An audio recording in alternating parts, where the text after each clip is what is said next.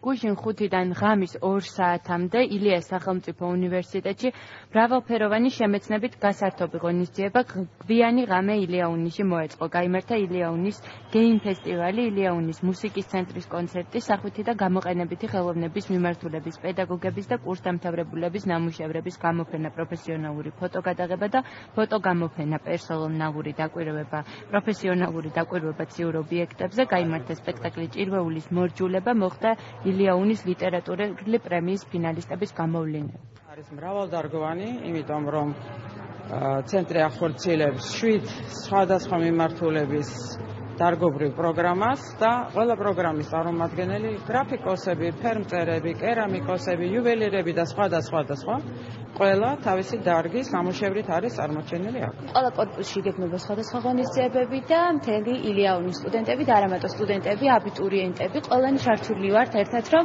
ილიაუნის დაბადებისდღე აღვნიშნოთ.